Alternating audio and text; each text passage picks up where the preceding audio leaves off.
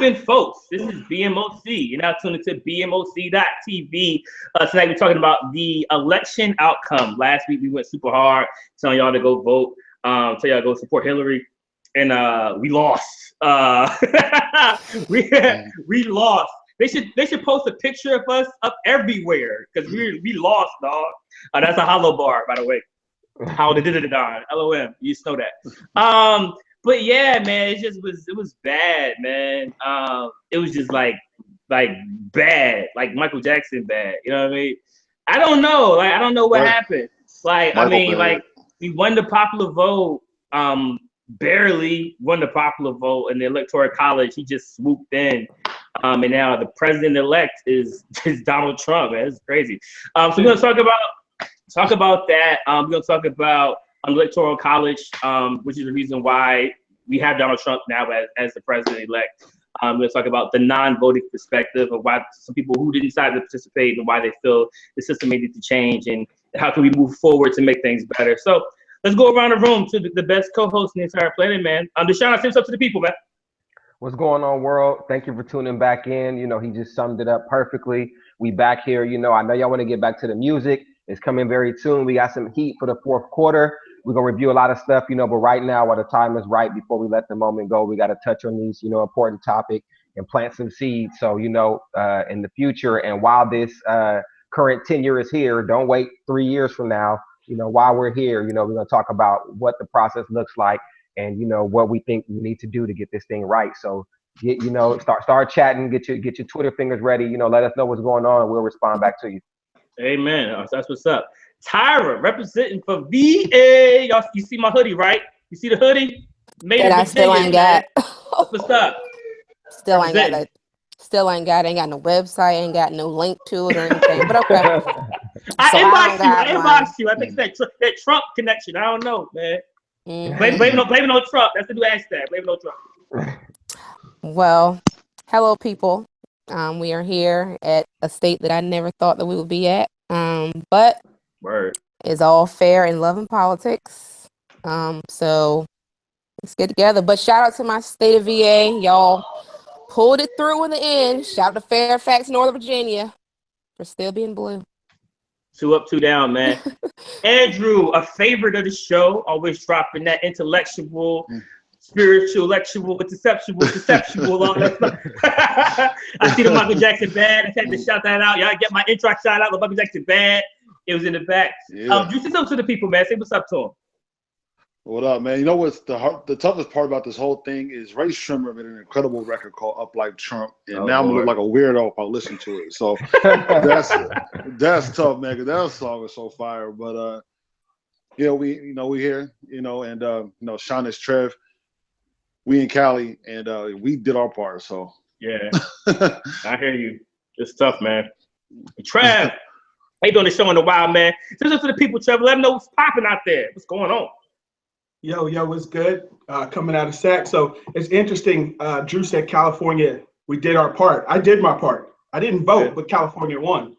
Yeah. Let's talk about this Electoral College, how ridiculous it is. Yeah. I did my part. Yeah. So let's get into it. Cali, man, it's California love. YG had to join F Donald Trump, man, with Nipsey Hussle. So let's talk about the Trump situation. So I'm gonna be honest with you, man. I think it was like the night of, you know, the election last Tuesday, man. And I just was like in disbelief. I just thought that like Hillary kind of like she was gonna get it. You know what I'm saying? I felt like that the popular vote was gonna line up with the electoral vote. She'll get to that in a second, and things were gonna kind of move her way. And it didn't happen. And I'd like dozed off a little bit. And my wife, I was just up and watching it. The states, I'm like, okay, well, she's only down 50. He's only down 70, you know what I'm saying? Like, you know, by the time 1 o'clock hits, we go get it. You know what I'm saying? We need, like, you know, we need Pennsylvania. Okay, we need to get Pennsylvania, cool. All we need is, you know what I'm saying? We lost Florida. Okay, lost Florida. We go pick it up. And then I just dozed off a little bit. She went to sleep. I dozed off. I woke back up. And the first thing I saw was just like a big orange image on the TV. And it wasn't orange. It was a picture of the president-elect, man. And it was Donald Trump. And I'll be honest, it was tough. It was a tough Wednesday going into work. I wore all black like it was a funeral. Like I'm dead serious. Like I wore all black like it was tough. The only thing that got me through the week was prayer and Jeezy, to be honest with you, man. Like, I'm dead serious. Did you say Jesus or GZ? No, I said prayer and Jeezy. Pray to God and listen to Young Jeezy, man. Let me tell you, it'll be a separate episode, but definitely top 10 now. If he wasn't before, it's top 10. Like, you can literally be having a conversation listening to Jeezy and know when the ad-libs are going to come in. You just know, like, the dash right, the deal, the yeah, all that. You know, you can just insert what it's going to. Like, that's what got me through it, man, because it was like a little bit of Kendrick, a little bit of Common, a little bit of Public Enemy. It was just tough, man, because I think people had this misconception about, you know, when we say we want to vote, it's, oh, we're just putting all of our faith into this one person and they're the savior, they're going to save us. It's not necessarily that. It's really just about having a leader, having a figurehead, having people to be hopeful and give them hope, and hopefully that trickling down to your local, your state officials. So to have someone like Trump, who's been, you know, just have some of the racist comments, some of the bigotry comments, sexism, being that the representation of America, just having that as the representation of a president, it's just scary. Just the morale, not necessarily what he can do as the president, but just the morale that carries. And as we're seeing now, you know, we're having people in the name of Trump, you know, pulling the headdress off of the Muslim women, and you know, the racist comments. It's kind of amped up even more. And I feel like that's what that energy brought. And so that's why I was kind of like, man, like I can't believe that even from the popular vote, the fact that it was so close.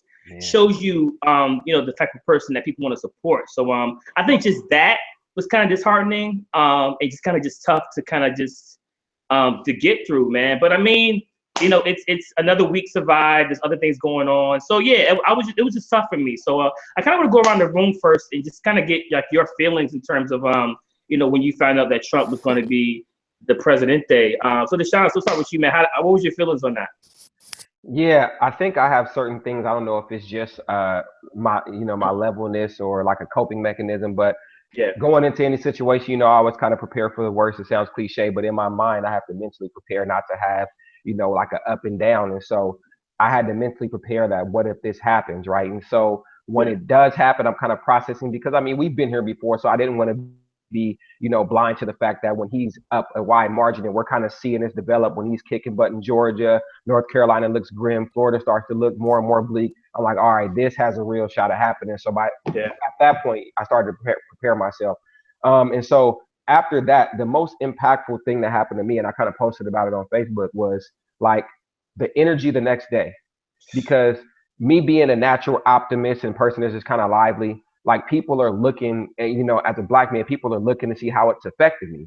And so I walk into school, you know, I work at a school, and we're in California, you know, the majority here is Latino, you know, and in Sacramento, we have a large Southeast Asian population, you know, so this is kind of the hub. And so to walk in there and to see, you know, white staff members kind of looking at you, waiting on a reaction, you know, or kind of sparking a conversation like, man, you know, like, I'm sick to my stomach. You know, I was crying. Like, you know, I had teachers, you know, white teachers with tears in their eyes, because like, this is the impact that it had. So that triggered me to feel like I had to give off a different energy and continue to bring that optimism and hope, and not to just sit there and kind of let it dwell, because, you know, we had students, Mexican students, writing letters, you know, to staff members, afraid that, you know, they had heard the rhetoric, because they're not following every policy. They hear the tagline that people, the walls are being built and people are going out. So that stuff has an impact on families. So that was just kind of the perspective here from California. It was a real weird day. You know, just the energy around it. So, and for me, like I said, as far as how I cope, I'm like, there are one of three things going on here. One is that, you know, the country is headed, you know, for a very dark time. And I look at that and say, at some point, America's not going to be doing well, right? Just based on my beliefs and how things evolve, based on, you know, the written scripture, like things are not going to be good. That could be now. It could be a long time from now. I don't know. So that's what I was preparing for. I don't know. The second phase is things could be the same, because the truth of the matter is Donald Trump is probably the most voiceful modern version of, you know, the bigotry and the hate. But I mean, look how many presidents we had before him that were kind of, you know, in the back. I mean, when we had slavery, when we had oppression, when we weren't even allowed to vote, president still kind of resided over the country. So this isn't the first person to feel this way. We're just in a state where we thought we were past that, and he's a lot more loud. He's in the social media outlets. So things could stay the same, kind of how they've been for people in our communities in the country. And the third piece is things could actually get done. There are some people who believe that Obama was trying to get some things done and they didn't want them done under him. And now Trump will be in office. He'll tone it down. Some people will come to the table and say, look, Donald, we need to do these things. You need to get on board, hop on board with us and let us get these things moved. So I don't know how to overreact until we kind of move forward. Yeah, I hear you, man. I just hope he doesn't get impeached, man. Because Mike Pence, good God, man. That's the funny part. Like, if you really, have any kind of faith in voting or whatever it is, like, you want the president to do well, even if you don't like him. You know what I'm saying? But Mike Pence, man, that could be a whole other episode. We gotta get him away fast. Like, he gotta go. Tyra, what was your? I'm just be honest. What were your thoughts on the outcome and everything like that and the reaction? I stayed up as long as I could stay up. I really went to bed like around 2:00 in hopes that, Hillary will win. I was like, we're gonna wait on Florida. We'll find out in the morning. I'm not really worried about it. Yeah. So my alarm goes up at 6:00 and it's like, I'm in shock. And my son is next to me and I just cried. I cried. I said, you know what? Let me cry now. I don't want to go to work and cry because I'm a G. Everybody at work think I'm a G. So let me cry now. I can't break down at work. Let me cry at home in the peaceful of my own home. And I think it was sort of like what Deshaunus was saying, I'm like the black person in the office. Everybody like kind of looking around the corner like, oh, they're going to tire. Oh, and I actually had like a few people be like, I didn't think you was coming to work today. I said, don't try to bring off my coins. I need this leave. Right.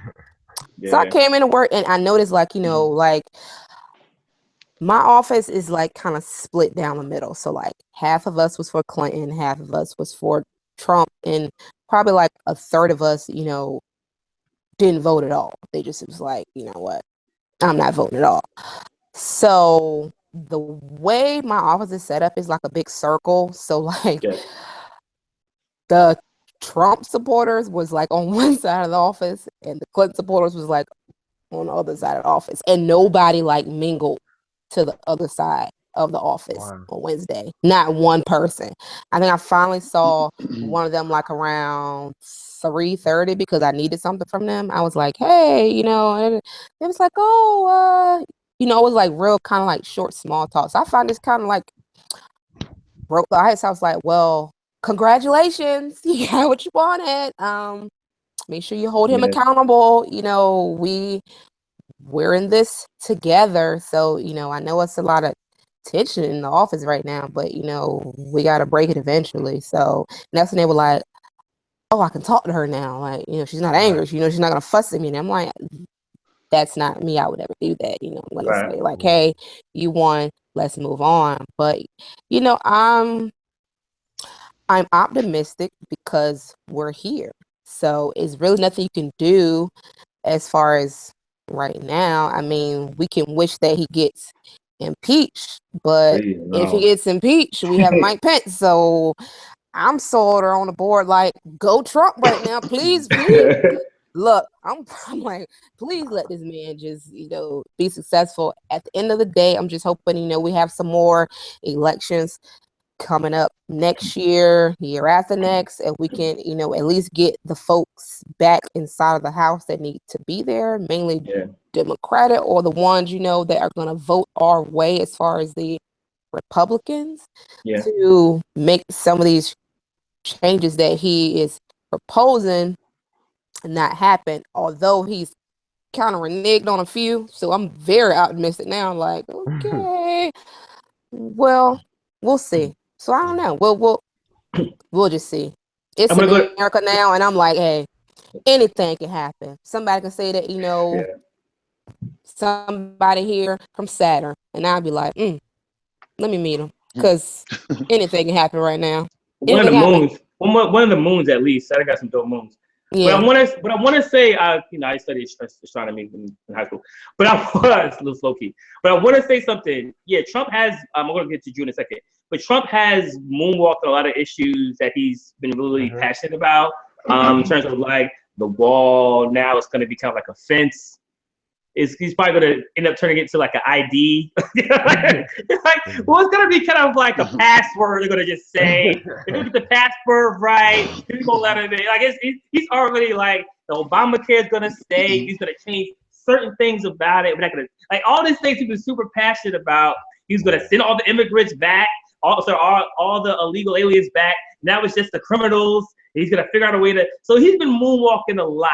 So, and now Obama is a smart person that he admires, and Hillary's a respectable candidate. It's all this stuff. It reminds me of somebody else, you know, who kind of flip flops whenever they get called out. But yeah, it just amazes me. I just watched the 60 Minutes thing. So if y'all want to see his 60 Minutes interview, his first post full interview, check it out. He really moonwalked a lot of things. So there's some hope, I guess. Better than Mike. Drew, way better. Drew, what was your thoughts on the whole outcome and your feelings about this Trump situation, man? Yeah, I had a lot. So just starting off where you're talking about him backing off a lot of the stuff he was saying during the campaign process, and I think everybody, including Donald Trump, underestimated the process. I think during the campaign, he said he was going to arrest Hillary. He said he was going to, all these crazy things, right? Yeah. Because I think even there has to be an aspect with him. How did we get here to this point? And now we're here and in it, and nobody really expected it. When I was watching it, and when they announced he was president, I was like, when I saw actually even before that, when he was really, I saw, okay, Hillary's not going to get Ohio. She's not going to get some of these big states. I'm like, she's going to lose. And how do we get here? This is like, it was kind of like a weird space. I'm like, this is really happening. Even him becoming the nominee was weird. I'm like, but we still always just kind of thought Hillary was going to win. And I just think even like they were saying like how Hillary, when she with Wisconsin, was the state that she thought she had in the bag. And she hadn't been there in a while. So, she she didn't appreciate the process because she thought she took certain things for granted. I think everybody just kind of underestimated the whole process.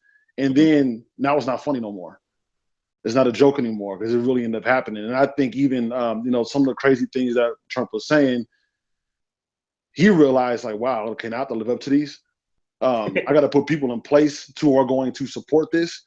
I got to get Congress to approve. Like, everybody underestimated the process. And then another thing I took from this is I don't want people in America to pretend like they care about certain issues anymore. And what I mean by that is, like, for instance, I don't know, if you don't follow football or not, but there's been a big issue in the last couple of years of domestic violence, things against women, things like that. Mm-hmm. Donald Trump has all these comments, the comments that he made with the guy from NBC, the infamous locker room talk. He can say those kind of things, and it doesn't even move the media. He gets a lot of votes from women still, all these kind of things. So, like, what really moves people? Yeah, because people act like they're so offended by rape culture and racism and hate and all these things, but somebody is waving that flag, like, and not even rumored things. I mean, these are audio that we hear and things that he says blatantly, and nobody flinches. So. I just don't want to hear people anymore pretend like they're so offended by everything, because obviously in this country, we're not offended by anything. If that stuff can fly and you can put that man in the White House, y'all don't really care. You're doing it for social media. There's some people who do care, who are victims of certain things, but overall, because people move in flocks. The way social media works now is if there's something that's the wave, we're all going to retweet it. We're all going to make posts about it. We're all going to make memes, and everybody just kind of hops on the wave or whatever it is. Right. But people don't really care, because they really care. There's no way we'd be in this situation right now. So if some of the things he said were like a basketball player before a big game, or a big artist before a Grammy or something, they probably would have had to sit that one out. And he said it right before he got elected. So I kind of understand what you're talking about. Like, everyone else is usually like, it's like a witch hunt when you say things like that, or you're caught doing things at the wrong time in your career for most other popular people. And then he had those things happen at the most important time, and it was still like, yeah, let's not be so sensitive now. Right. Yeah. Exactly. Exactly. So I don't want to hear no more commercials putting out a stop. Nah, because it's all fake. Nobody really cares. It's all fake. And that's what I took from that. Okay, Trevor, man, tell us about your reactions to the whole Trump win and the outrage, the backlash. Yeah. I'm always a person who likes to look at the numbers, and the thing that surprised me the most, and why, I was shocked at the outcome, was President Obama had a 60% approval rating, right? Where'd that go? Like, so if you're going to tell us that the president of the United States, the president-elect, and President Obama did more than most presidents do to get Hillary, to get people supporting Hillary. Mm-hmm. So the man with the 60% approval rating couldn't get her into office for essentially a third Obama term. Where's this 60%? Who are you polling? Mm-hmm. Because obviously it wasn't there. So that was one thing that stuck out to me. The second thing was, I think this is big because Donald Trump probably redrew what color states are for a very long time. And I think a couple things that really go that are underrated about this whole thing is that Donald Trump did an amazing job of tapping in to a market of people.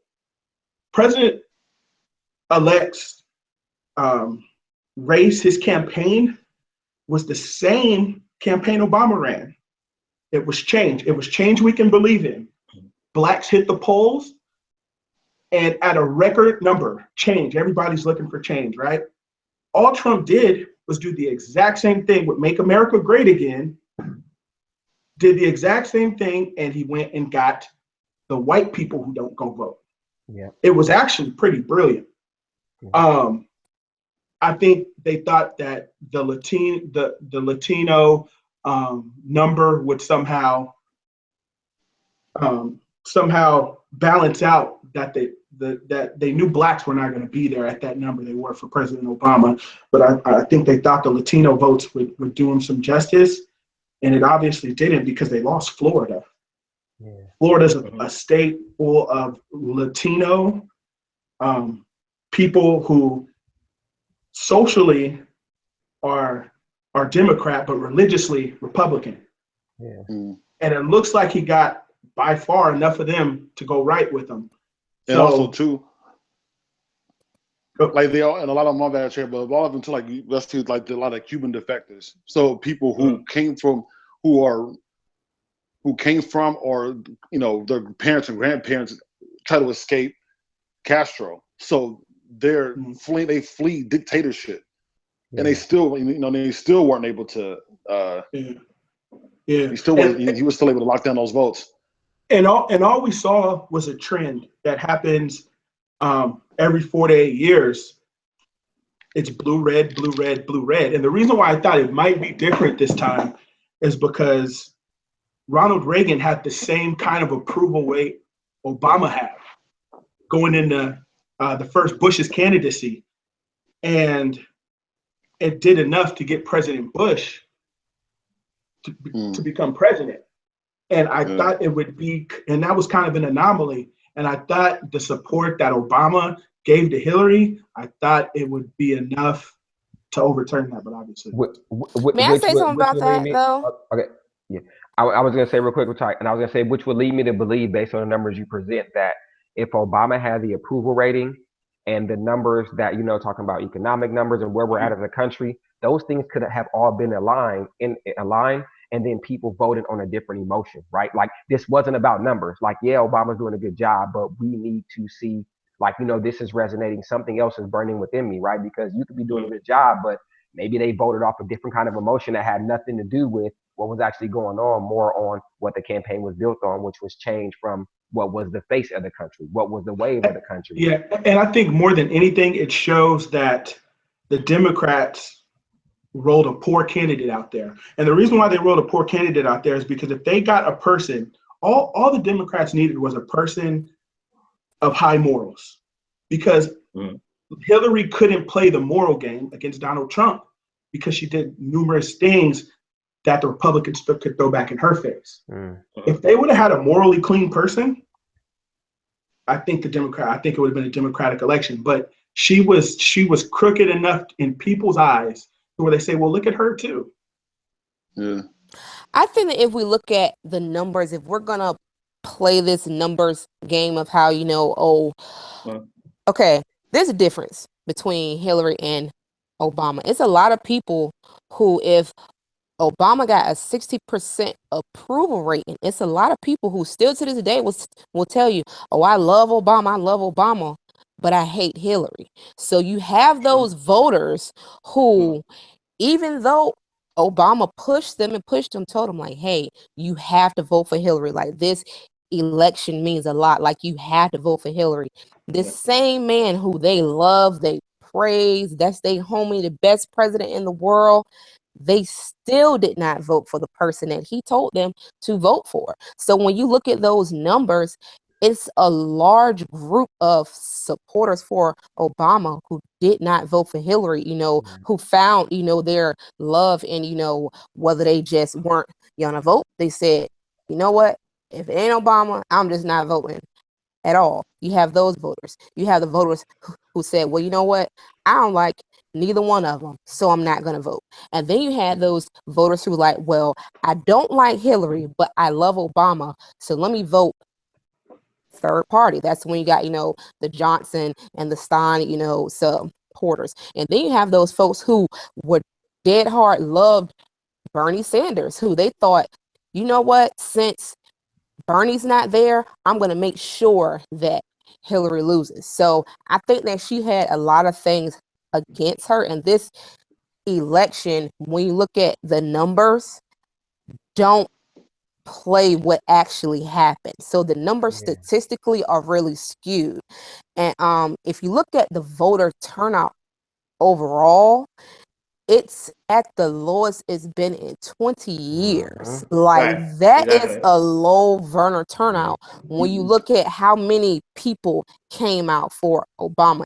Even with all those folks who had never voted before, who found their, voice in Donald Trump, even with them voting for the very first time, voter turnout was still at a 20-year low.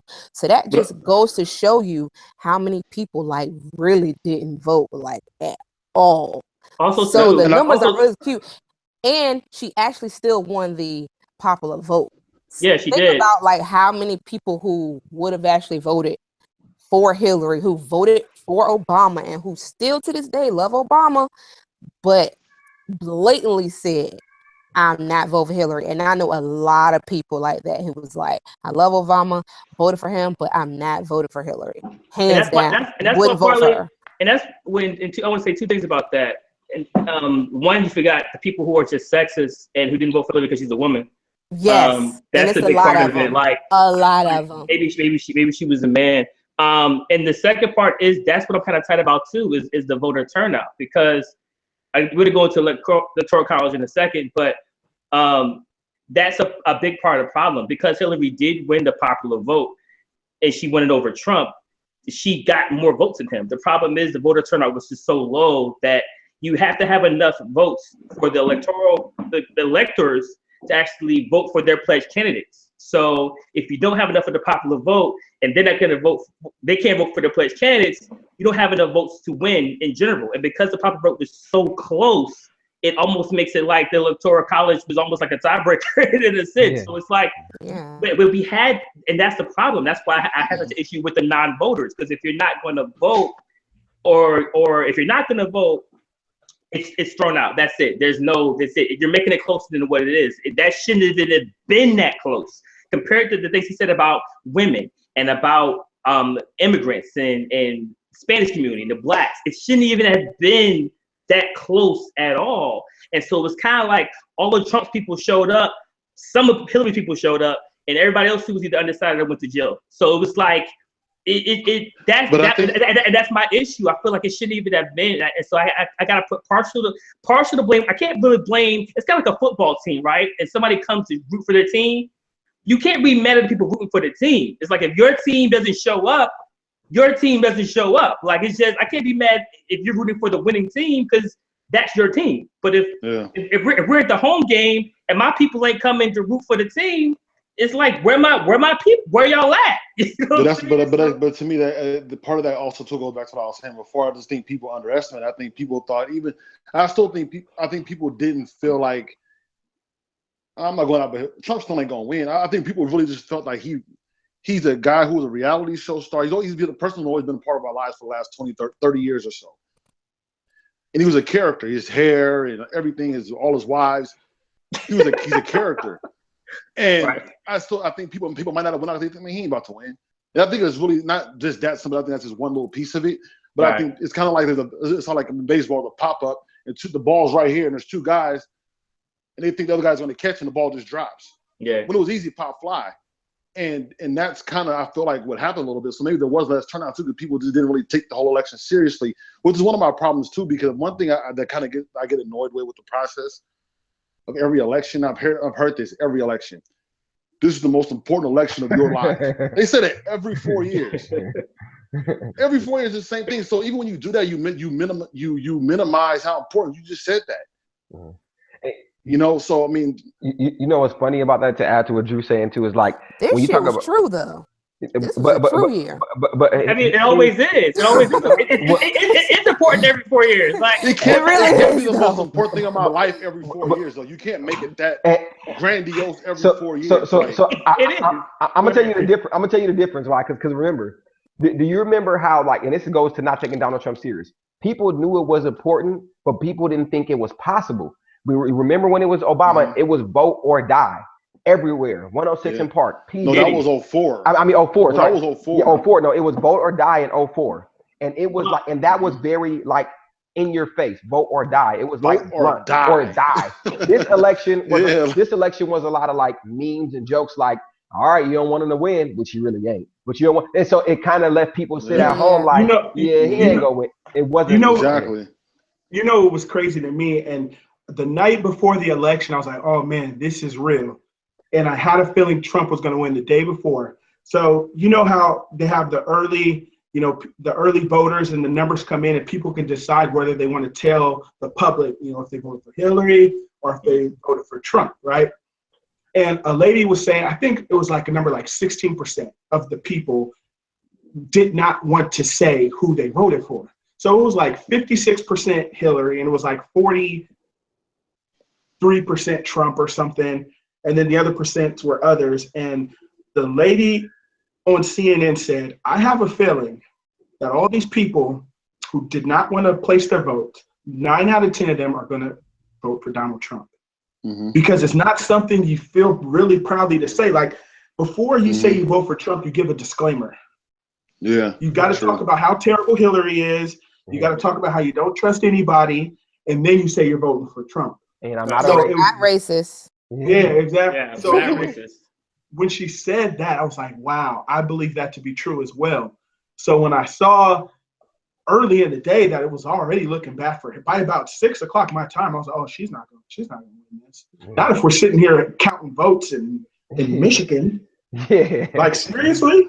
So they're like holding on to like small counties, rural parts of Michigan. I know. But I think we said that last Sunday though. We said that if people don't come out and vote in this election, especially the people who voted for Obama, if you voted for Obama in when did he run? 2008 and 2012. If you voted for Obama in 2008 and 2012 and you don't show up to this election and vote for the person who your president who you voted for instructed you to vote for, that Donald Trump is going to win. We said that first. It's not a game. We said it's not a game. Yeah. Don't think that this man cannot win. And sure enough, if we look at the numbers, since we're going to talk about a numbers game, if we look at the numbers, the people who voted for Obama in 2008 and 2012, all those folks that showed up did not show up for Hillary, like they showed up for Obama, and that's the reason why. I mean, I want to talk a little bit about. Well, I want to talk a little bit about the logistics. Say what it is. So let's get to the logistics of it. So we obviously know that Hillary won the popular vote barely. She actually won even by a larger margin once they tallied up all of the votes. I think they finished that like a couple of days ago. They was still. Wasn't this like only like 152,000 or something like that? Yeah, it was initially. It was crazy. Right, exactly. It was a bigger gap. So then we figured out that obviously Trump won by the Electoral College, the electoral vote, and so that caused a lot of people to say, you know, the Electoral College is outdated. It isn't effective anymore. All things that I completely agree with. I do think that the popular vote should hold more weight. The reason why the Electoral College was put in place to begin with was to give all the states proper representation. Because you had like the slave states, you had like the free states, you had the smaller states, the huge states. So it's kind of put things in perspective. And because at that point, when the Electoral College was created, there was a lot of information you were able to be shared. It's kind of like you just went whatever your state was going with, which were the bigger issues, which were slavery and you know, Confederacy and all that kind of stuff. But nowadays we have the internet, we have tons of information. We're able to kind of make informed opinions on it. So people are saying that it should just be the popular vote. Now, this is the issue with that. That's easy to say, right? The Electoral College is built into the 12th Amendment. So it's like it's hard to amend an amendment in the Constitution. It's difficult to do. I wonder why they made it that way. Well, especially when you're asking the House and the Senate to be on that when it's benefited them. Like it's benefited them for this to happen. This isn't the first time. So it's like asking them who are in power now to make this change. And so that's one solution, is to try to figure out a way to have the popular vote only count and keep the Electoral College out. I don't think that's realistic at this particular point, based upon all the red tape that you have to go through. So I have another solution. So with the electors that we select for each state, typically what is supposed to happen is that the electors have to pledge a candidate based upon their party. So when you're voting for the elector to give their pledge vote. So if you're going to vote Democratic, you are assuming that the elector is going to vote their party, which will also be Democratic or Republican. The problem with that is there are only about 21 to 29 states where that's actually a penalty to where you don't vote for your candidate, to pledge candidate. Meaning that there's these, out of all the 50 states, there's only like 20 something states that there's an issue if you don't say, I'm going to vote for my party, which means I could be a Republican elector and vote for Hillary. I could be a Democratic elector and vote for Trump. I could be swayed in different ways, and it gets a little hairy, a little mysterious. You don't know kind of what's going on. So my solution would be, so that on the state level that we can control, would be to have those provisions to where if I elect you as the elector to vote for the candidate, you have to stick with your pledged candidate, or there is a penalty. And there's certain states like California, there's a few states that have a penalty where if you don't vote for your pledged candidate, you can lose your position, you have to pay a fine and all those things. So I think on a state level, we need to hold it. So therefore, if the elector picks their pledged candidate, that's gonna go off of the popular vote. Therefore, the Electoral College still has their power, but they have to vote for their pledged candidate for their party so that the popular vote will resemble the electoral vote. Therefore, you don't have to change the amendment, you don't have to change the Constitution, but that there is either a penalty or a removal of the electors that we pick, that we vote for on the state level, that they can pick that candidate. Therefore, you have those two things aligned. So therefore, when your state votes for blue, the elector's gonna vote for blue. When the state votes red, you're voting for red, and it's a seamless. That's it. Yeah. It's already happening in a large amount of states. So I feel like the other states have to put those provisions in, especially the swing states. The swing states have the most the pushback because they don't want to lose their power over it. That it's like this power thing. But I'm like, it's not representing the people, and that's what we can control. When we talk about the president, the Electoral College picks the president. It picks the vice president, unless there's, Electoral College can't decide, and then the House picks the president, and then the Senate picks the vice president. Schoolhouse rock stuff, right? But outside of that, we vote for our state, city, local officials. So if we come together and vote for those electors and push those provisions to where they have to pick for their pledged candidate, you have that problem solved. And so we only think about this when it's after the election, after 4 years. We forget about the Electoral College until it's Tuesday. You know what I'm saying? And we let 4 years pass and none of that happens. There are candidates and mayors and representatives who want to change this system. So we have to vote for these people to make those things happen. I know it's kind of a long, drawn-out thing, but I feel like people talking about the Electoral College, so I had to kind of drop that knowledge in. You know what's crazy about that is, I mean, and you explained that as well as it could be explained, but it still made no sense. Yeah. Because and here's the thing, Thomas Jefferson is my favorite person in history that's non-Black, because he said every 50 years there should be a revolution. And the reason why he said that is because of amendments like that we're talking about 200 and 300 years later. And the main reason why we're not going to change those amendments is just because it's been there forever. Because the amendment. That's the reason. Yeah. And, you know, and that's why that's why he said that. Because it's like, come on, man. All we're talking about right now is common sense. That's all we're talking about. Yeah. We're talking about we have the technology to literally every person vote and come up with the number of it was this many votes to this many. It's so simple. I don't have anything brilliant to say. Let's just use common sense. Right. But that's the thing. I completely agree with that. My only thing is, like, we all can acknowledge that the Electoral College is outdated. It's ineffective.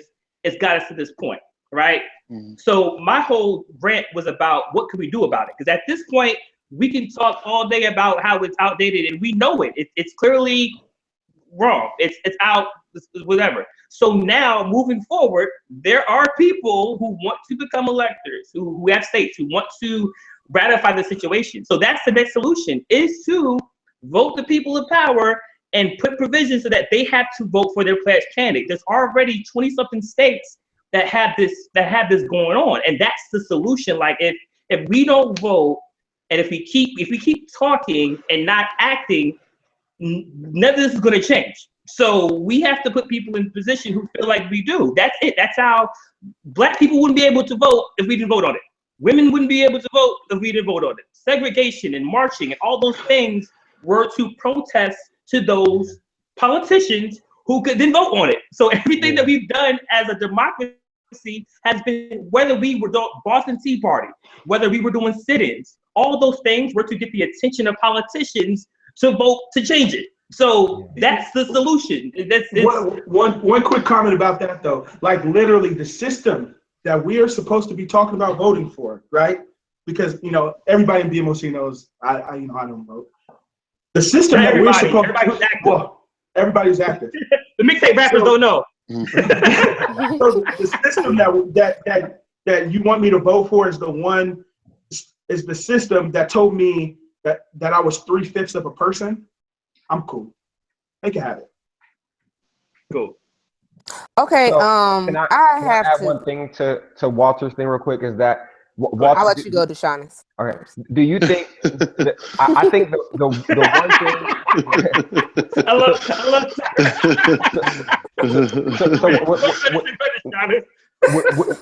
when you talk about, like, okay, like, you know, it's kind of like a dream world of having this 1-for-1 vote, right? But I think part of the dream too of that, if that were to happen one day, then you talk about really cracking open the vote and splitting the parties, because there were a lot of folks, like, it almost feels, I don't want to say stupid because that's a strong word, but on election day, to vote for these third-party people who will never get in is like throwing your vote in the ocean. And then it's almost like you have to tell someone you vote a third party because you want to make a moral stance. And if no one knows you're making a moral stance, you really don't make one. I hate that. Exactly. I hate moral standing with no action. I hate it. I'm not going to work today. I'm protesting. And you lose money off your check. Like, I don't get, what is the point of that? No. Who's to say they didn't make a stand? No, wait, hold on. Okay. That's not my point, though. That's not my point. Standing on the unemployment line. Right. So my bigger point is, if we had a 1-for-1 vote, there would be a real chance that just popular vote, a Bernie Sanders still might be able to come out and just get a popular vote because it's not tied to electoral college, right? So that's the dream thing for me, is like, if it's really just the person voting for who you're voting for, it's open for everyone, and not just, well, they're going to be this group of people who vote third party or for a fourth candidate, and we're going to look at those numbers, and all we're going to focus on are how those numbers take away from the big numbers. But if it was really a straight system, we could have an idea of who was going to win, but every now and then there might be an opportunity for someone to really step up and snag the election that the people may want that weren't forced upon them. So I wanted to ask, Walter, in your system, do you think there is a chance at all? I mean, because it kind of sounds like we would get more clarity based on the two major parties, but we would still never have a lane for a third person or to have a strict. That's a great point, and I think it's kind of like I get what you're saying. It's kind of like just the best person in general, whether they identify with Democrat or Republican. Yeah. But the problem with that is because it's the whole entire government, because you still have a House that's run by majority two parties. Even if you are independent, you're going to lean towards one. And in the Senate, so if the president himself isn't affiliated with any of the parties, and you have Congress, I mean, it's just nobody's gonna be able to communicate, because nobody's gonna know what your position is, because you're not affiliated with the party, which is wrong. So we're talking about now destructuring the entire Congress process. So this is my solution. My thing is, let's crawl before we walk, right? So I want to list these are the states right now. I pulled it up, that have passed legislation that mandates electoral votes go to the presidential candidate based upon the popular vote. So you have California, shout out to Cali.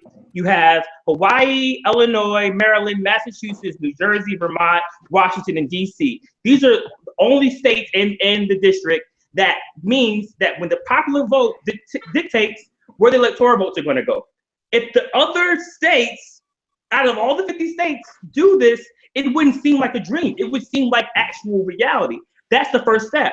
Once we're able to get a vote that represents the people, then now that we have the majority, now we in there. Now let's do a popular vote on the House and the parties, and the Senate and the parties, and then now you have steps to where we can kind of break down that bipartisan system. So we need to first make that step first of having our voice be the majority. Then once our voice is the majority and we have that true reflection, now we can tear down some of these blue and red walls, and now we can have what you're talking about. But we can't just jump from Donald Trump and the House being Republican and the Senate being Republican to now it's a free world, 313. Like, we have to, maybe if we do this now and we vote for our local politicians who are going to make sure that the electoral vote reflects the popular vote, maybe by the year 2050, whatever, we will have this discussion. But to just to just take the stance of I'm not going to vote because I was a slave at one point, it's kind of like, well, then we're just talking and we're not putting people in place to make any changes, because now we're just talking about the system, but we're not actually making our voice heard or doing anything to change it. So it's like it's So let's break down the history of it, though. A lot of people don't know what it is, and I think that's the biggest issue, is that a lot of people just really don't know, the history of the Electoral College. And shout out to Trevor for liking Thomas Jefferson, because we can basically thank him for the Electoral College, because that is basically how the Electoral College basically started, was out of Thomas Jefferson.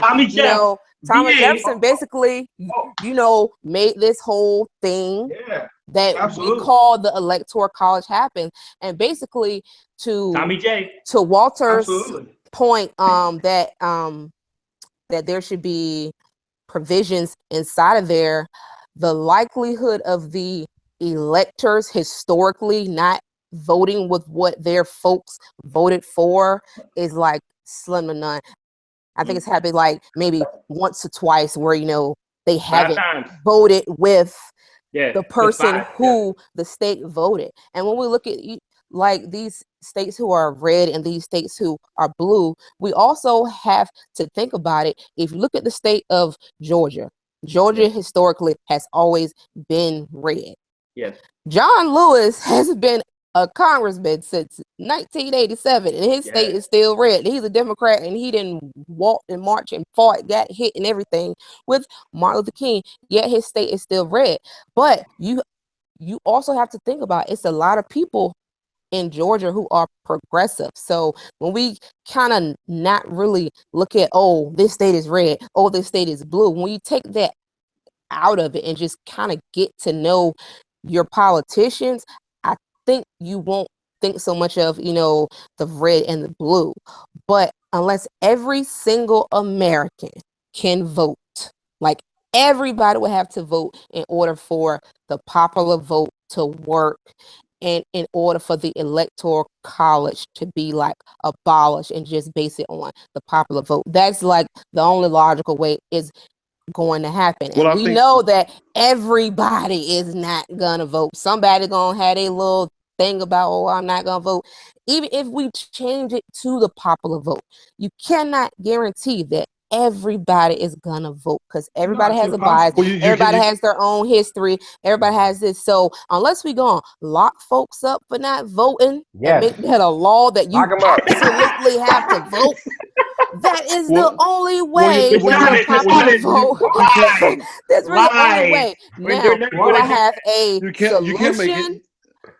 But see, that is the thing. That is the only way that you would get a true popular vote, because every American has to have a say. So if you don't do it or make it mandatory for every single American to vote, that's not a real popular vote, because everybody didn't vote. So that's not a true vote.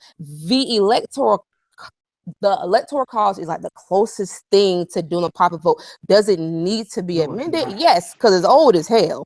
Furthermore, I think that they should, you know, like sort of kind of look at the populations, because I'm sure by now a lot of people have migrated, you know, to different states and made states bigger, made states smaller. So some of them don't necessarily need as many electoral votes as they have, as well as some of those small states may need some more electoral votes. But I'm sure that the folks in the House would not be too pleased, because that means that they would be out of a job, you know, because they wouldn't have some in the House of Representatives. But that is a solution, and that is the true solution. I don't think that the popular vote would be the true solution, because like I said, unless every single American votes, it's no way that you can call it the popular vote, because it won't be the popular vote. It will be who voted on that day.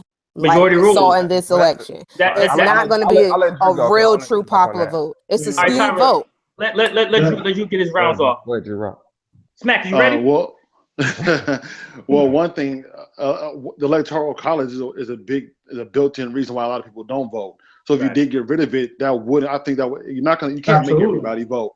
You can't make everybody vote, obviously, right? People are going to do what they want to do. But I do think that will be one built-in reason some people don't vote. That'll be eliminated. I do think numbers will go up. So I do think you would get a true representation, because one of the big reasons why people don't vote is because of the Electoral College. But everybody won't vote, though.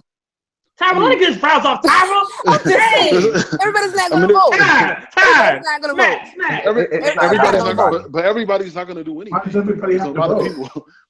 But we gonna get to the non-voting thing. The non-voting segment is coming up in about a minute, 2 minutes. But one thing, as far as the two-party system, I feel like one thing, you know, people just in general, people feel comfortable with things, names and brands, people that they know, right? Whether it be business, music, anything they know. People know that elephant, they know that donkey. So people feel comfortable in those two things. Like and also what they're supposed to represent. Now, one thing I hear people say, I think Umar Johnson talked about it. Somebody posted a video today about Killer Mike, what he was talking about as far as black voters and people of color who are voting for the Democratic Party, for them to get something out of the party. Mm-hmm. And I think that's one thing that's that people need to I'm trying to get my thoughts. I have so many thoughts in my head. I'm trying to get together the last 15 minutes. Like reevaluate.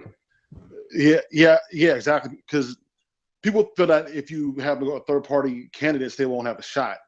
Right. And I think that's not fair. I think if the person, if it's a third-party candidate and he has, you know, they present ideas that can help the country, people shouldn't get caught up in the idea, well, just because they're a third party, that is not as good as the Republican or Democrat. Perfect example is like in music. We're in a wave right now where people aren't as big a rush to go to a major, because people are being able to do things independently. So they're showing that just because Def Jam's not behind it doesn't mean I still can't, you know, make my waves in the music. But they didn't make it. They didn't make it. They didn't make it. So that's their only option.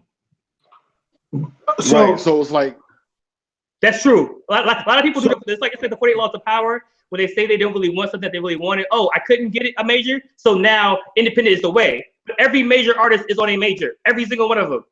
All of them. Drake, Adele, Beyonce, Jay, all of them. It's like sometimes they didn't have, even Jay couldn't find a major, so he became an independent, which is a great analogy for politics. Because Bernie, once Bernie could get on, because Bernie was independent, and once he got on to the major, he became a Democrat. Because he was historically independent. So and then in that way, what'll happen is so right if that happens, right? If he becomes Democrat, now you get those ideas that you wanted from that grassroots, right? Independent ideals. Exactly. Then you get that in your party. And so I think that's the way to do it. I think I think there shouldn't be such a feeling that just be like, I remember back in the day, when Ross Perot, when we were younger, when he was running, people just kind of wrote him off, and we were young, so I don't know everything, all his things he wanted to do, but I just think it's not fair that people automatically assume that this is the one ways you have to go. Abraham Lincoln was a Republican. He's the one who freed the slaves. But people love JF Kennedy that he does so much, he did so much for the Black community. But if during JFK's presidency, which was cut short, obviously, he really was hands-off when it came to civil rights. But people have these ideas just based on what a party is, that certain things are going on, which is not accurate. One of the things that even turned me off more to the process of it all is when not only, so now they're saying, go vote. Okay, great, go vote. And then once people went and voted, they said, man, what the hell are y'all doing voting third party? So now I can't decide who I want to vote for? This is getting ridiculous. So Tyra brought up Thomas Jefferson is one of my favorite people in history, but I don't mean I got another beef with Thomas Jefferson. I got another beef with Thomas Jefferson. I got a beef with him too. I can like him and have a beef, right? Hey. I just had to slide that in by the Electoral College, Thank you for Kanye. I like Kanye. I got a lot of beef with Kanye, so we're the same boat. He's Thomas Jefferson to me. So George Washington, his address when he left the office was a beg and plea to not having political parties. He saw what Alexander Hamilton and Thomas Jefferson absolutely split a nation in half.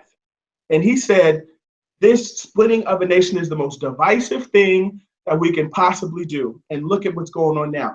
People are saying, so now if I vote, I got to vote red or blue. The fact that you would have to affiliate with something that none of us fully are. If we sat and talked and we eliminated all color, red and blue and all that, and we said, what do you think about this? So what do you think about this social? What do you think about this? You would find out you're in the middle of both. And they're making you pick a side. Yeah. That's ridiculous. I don't think it's necessarily about red and blue, though, because if you really believed in this candidate who was independent, we would have heard about them years ago when Obama got elected in 2012. But y'all just want to bring us to the 4.6 months before. If you really believe that someone can be the president of the United States, you need to be gung-ho for that person. Like I personally am gung-ho for Michelle right now. I'm trying to get Michelle. I'm trying to email her. I'm trying to be like, Michelle, please run. You know what I'm saying? Your point. What you got to do. Deshaunus, one sec. The problem with that to me is media. Whether we know there's certain networks, newspapers that gravitate toward one party or the other. So it's going to be hard for a third party candidate to get a lot of steam. Like, how are you going to get a lot of steam third party on Fox News? But look at Bernie. Bernie was independent this whole time. But let me interject for a second. Right. I get what you were saying because it's kind of you're dealing with money. So obviously Hillary has a lot of backing, Trump has a lot of money, and obviously it's like the old hip hop, right? And the DJ battles. Whoever had the loudest system won. It necessarily wasn't about who was better; it was about who was louder, right? So I get that. My whole point is this: there's enough people who want to support a third-party candidate for Jill Stein could have had support. Jill Stein could have had support 2 years ago. This is what really happened. Let me break down the really, really real of what happened. A lot of people out there was going for Bernie.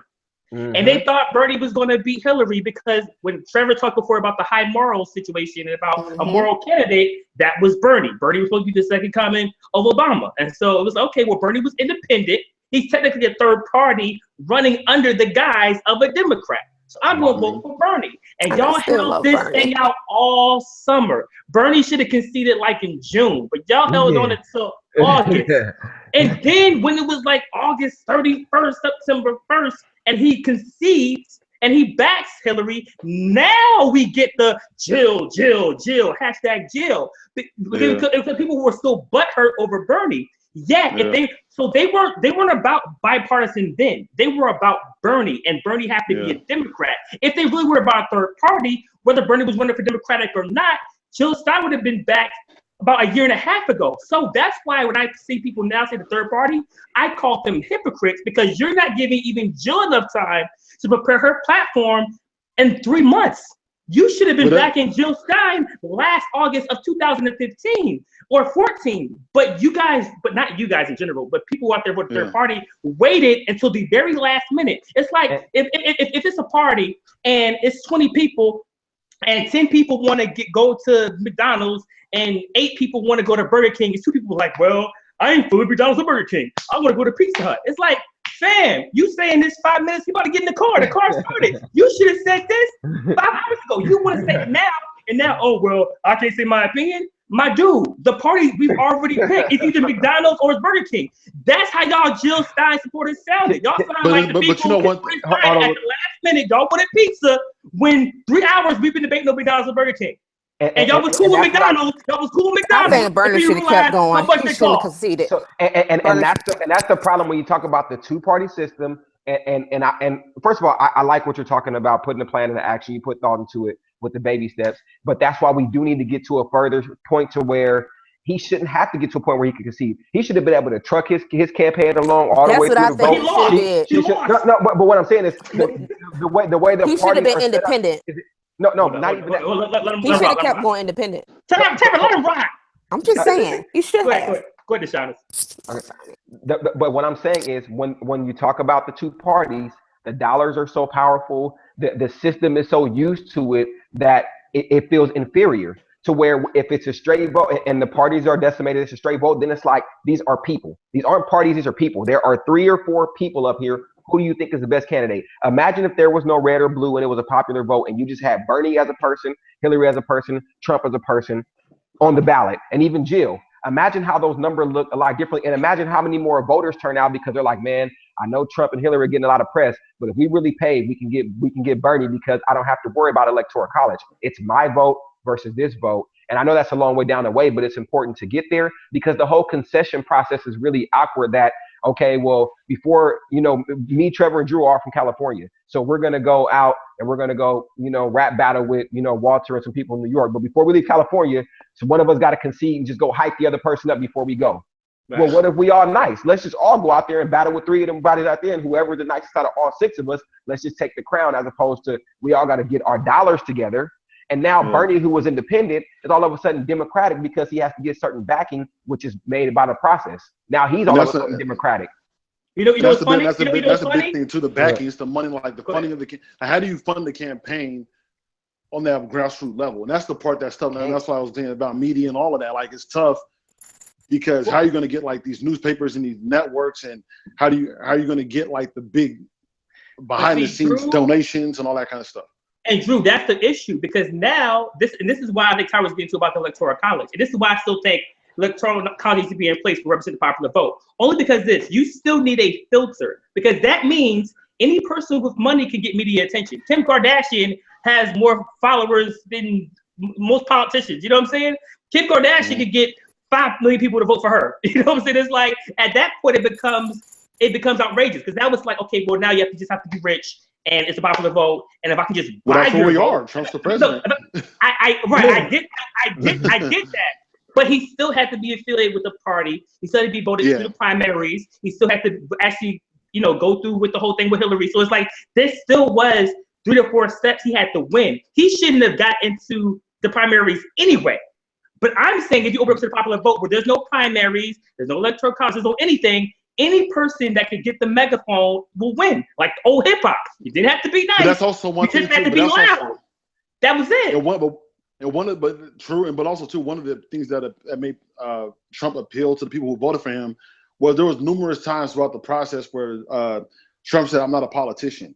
Right. He kind of cringed at certain moments when he said, "Well, I guess I am a politician," because technically he is, been in this position that he's in, and that was part of his appeal. Like, so even him, which is weird also too, because there's also video of him talking in the past saying he was more Democratic than Republican, but that feel of not being a politician is part of the reason why I feel like he appealed to a lot of voters, because he didn't come off as a stiff or somebody who's pandering for votes and kissing babies just to get what he wants, and that had a lot of charm to a lot of people. So wow, yo, our live chat is lit right now. Good gracious.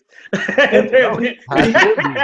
hold on. I want to get to Trevor. My next question is actually you. So we talked about the whole voting.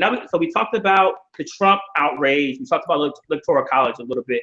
I want to get into the whole non-voting perspectives, because as Deshaun mentioned in the past conversation, there's a lot of people who didn't vote. A lot of people who felt like, as you guys mentioned, why vote for a system that only saw me as a slave, or why vote for a system that consistently says they want change, but nothing seems to have been changed. So I want to get to Trevor in terms of just the non-voting perspective.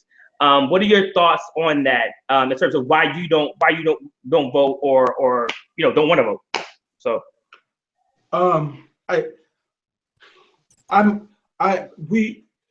there's so many different reasons why. If I had to make a blanket statement, I would say I'm not really interested in who's the next person who's going to oppress us. I think the thing that happened is when Barack became president, this is how most of us felt. Mm-hmm. A long time. Look at the numbers of how blacks vote. Yeah. When Barack came, he changed that for some people. Yeah. It didn't change that for me. So I'm still back in 2008 where the black turnout wasn't there, because I'm like, vote for the next oppressor, Democrat or Republican. Look, Obama was president. I'm not saying this is on him and it's his fault, but we still seeing blacks get shot by cops and nothing happening, right? Like, none of these things. And the other thing is, if you believe the crimes that the government committed that I believe they did, I couldn't do it. But it all goes back to you. And I totally respect the person's opinion who doesn't believe what I believe. But if you believe they committed the crimes that I believe they committed, putting crack in black homes, inside jobs on 9/11, if you believe that, how could you do it? So my question to you would be, obviously the presidential election is like the big hype, the big media, and a lot of people are like, oh, why vote? The Electoral College is going to pick the president, vice president anyway. But in terms of just like your local politicians and your, the senators and mayors and the congressmen, what you don't vote for them? Is that the same stance? Like, how does that work? It has started. It's because I'm 31 years old. I don't even know what it looks like to go in somewhere and vote. So you guys can tell me about that. But you know what? It is something that, and I've been talking about this for a while, and I think now it's at the point that even next election, maybe be time for me to go and vote locally, because I do think there is some strength in that. Right. I do think taken one stand in because I just couldn't see the day that I vote for a president. Not to say it won't happen. I don't see it in the near future. And, but I can't. I did do what I think made a mistake in punching it all in, and I do think that I'm very open to next time around looking at locally where there can be change made. So you know what's tough as a voter. What's tough as a voter, talking to a lot of non-voters, are some of the things that Trevor talked about, and even talking about what they did to the local leaders and the Black Panthers and Martin Luther King and all the things the government had a hand in dismantling in our communities. Right. So you have that thing, and then you have the second part to where we've been old enough to vote. Me, Trevor, Drew, in California for 3 elections. Yeah, 2 Obama and this current election. Right. All of those were like 60% Democratic, right? And so that's what I hear when I go to the gym yesterday morning, and people are kind of like, man, like, even if you're Democratic, you feel like you're represented, but your vote ain't moving nothing, right? And if you're not, and a few people that did want to move Trump, they're like, my vote ain't moving nothing. And so in California, that's all I can speak for. People are like, it's such a way, and I know it was just 88 or whenever, how long ago the last time it was Republican. But you got to talk about we're amongst 30-year-olds in California, and we're looking around like we kind of smashing it, like we're doing our part. I'm looking at the poll numbers. Everybody I talk to is on the same wavelength, so that doesn't encourage people to really vote. And then, like you talk about, just from our community perspective, how you feel like it's still a bigger system, right? So I am voting for the head. I am voting for like voting for the owner of a team, right? Like we can't name the owner of a lot of our teams, but if I had a chance to vote a new general manager or head coach and pick some players, now I can affect what happens on the field or the court, right? Voting for the owner just go maybe, get you a couple dollars, talk about how the uniforms look, maybe a nice stadium, but I'm trying to win games at the ground level, which you talk about winning games, I equate to justice, the communities and the upbringing like that. So I'm a voter, because for various reasons, and I'm not going to talk about that because I've had that platform. I want to give Drew or whoever its opportunity, but I have spoken to people and understand, the not necessarily validating why they don't, but understanding their thinking behind it. I want to say something too, and I want to get to Tyra, and I'll get to Drew's perspective in a second. I definitely understand the perspective of, regardless of what president we've had, we still have police brutality. It's just been heartbreaking seeing so many of our Black men and women shot and killed. Particularly this year, not saying there was an increase, but there was an increase in terms of technology because, everybody got camera phones. You can see it. You can see it more. So this year's just been tough with a Black man in office. But at the same time, it's kind of like a lot of the times we talk about police chiefs and police reform. A lot of those things happen on the state level.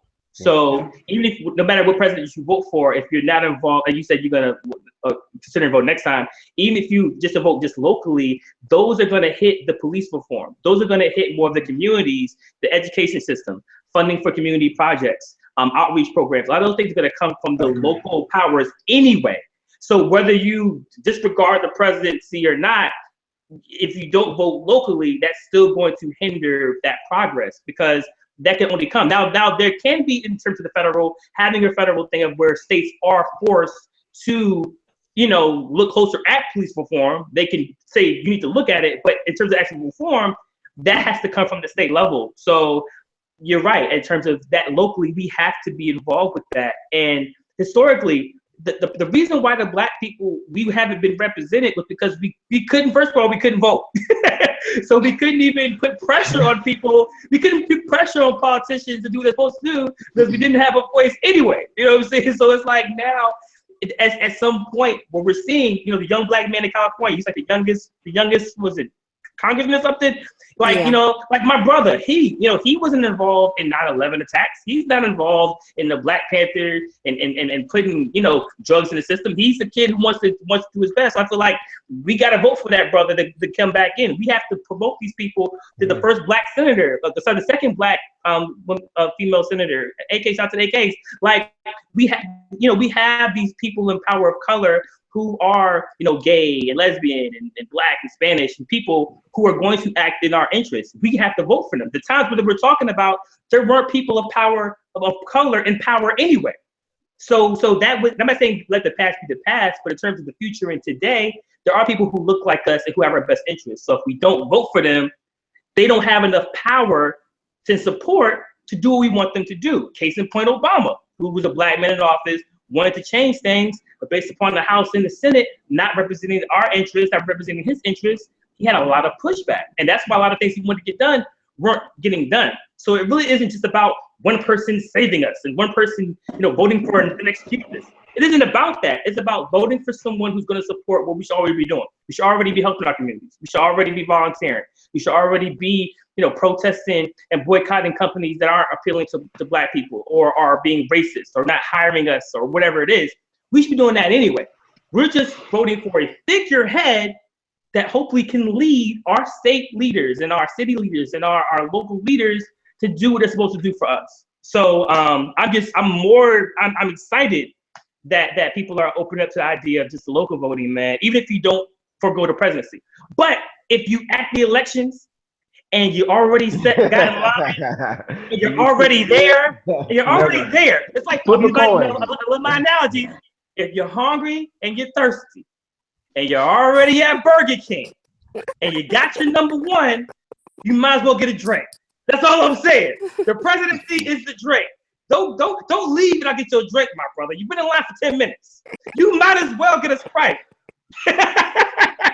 You know what I'm saying? You're already there. It's already on the thing. Soda's bad for you all. It's one little right. It's one little. That's McDonald's and Burger King advertising. It's one little oval. Take the pencil. It's right there. That's it. It's two swipes. You out. You're good. But go ahead, Tyra. You want to say something?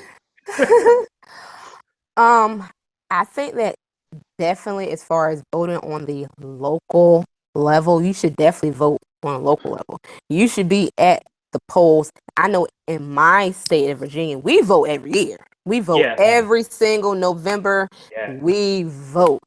And I definitely noticed this year, as far as on my local election, we had somebody on the city council who's done amazing things for the Black community, who has done a lot of stuff. We seen this person, somebody else unseated her, and she's done so much. And it was really the voter turnout, because even in my state, less than half of Virginians actually voted, and I felt really bad for her because I've seen so many great things. Like she's about to build this whole African American center. You know how you have centers for the Jewish people, centers for Filipino people. There's no real center for African American people. So she got all these people on board. She raised all these funds to build this African American center, and our African American people didn't even go out to vote so that she could keep her seat. That to me bothers me, because this lady is really helping y'all out, and this is on your local level. It's the thought of, you know what, I'm just not gonna vote because I ain't voting for Donald Trump, or I ain't voting for Hillary. But you're not thinking about these people who directly affect you. When you think about Medicaid state level, Medicare state level, I see the reimbursements every day at work. I gotta flip through 5-6 different pages, because it's different reimbursements for different states. It's different, things that different states really offer. So you really have to vote on that local and that state level to really get these changes to be made. And once this state is succeeding and they see, what is this state doing that maybe we could be doing? Now that state is going to do it. And then, maybe that'll make, the federal be like, maybe we should do this, how they're doing. So it really starts at the bottom. It's sort of like when you work your way from the bottom to work your way up to the top. But now you don't want to vote for the person at the top just because, you ain't make it to the top. It's so funny. Trump said on it's something Trump said on the 60 Minutes of the 60 Minutes, whatever the show, and he was talking about pro-life and the whole situation of not women to have abortions. And he was like, he doesn't want to throw it out. He wants to put the power back into the state's hands. He said this on record. He was like, I don't want the federal government to have in control over pro-life. So I want to make an appeal to turn it back over to states. And depending on your state, the state will determine if you're able to have pro-life or not. And that means, if a woman was in Cali and they can't do it in Cali, she can go to another state and get it done, which is obviously another hurdle to get through. But that's another reason why voting locally is so important. Because if you have something like that to where the government is releasing control, because that's the myth, all the government wants to do is control our lives. When they're putting it back in our hands, we have to make sure the people who are running our states are acting in our best interest, and that's why voting on the local level is again so important. That's just one. I'll get to Drew real quick. Drew, give me your thought. That's a big one. That's huge. That's huge. Yeah. So this, I got a couple of things. So I voted one time. I voted in 2004. Okay. VMAs. I was in college. The VMAs. Was that when Cam became president of broke up the rocks. I get the voters voting.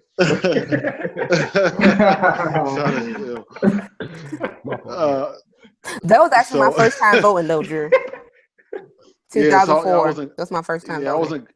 And that was another one of the biggest elections of our lifetime thing. And I was in college at the time. All that was going on. So you're on campus, and they get it's all everybody's talking about. You turn on TV, and Puff got on the vote or die, and he got on the mohawk, and it's lit. And so I'm like, that's what was going on. Remember Puff at the mohawk? He was running the marathon, and he was doing the vote or die and all that, and sway. But yeah, so so that was the energy. So I figured, okay, well, I'll take a stab at it, and I voted that year for Kerry.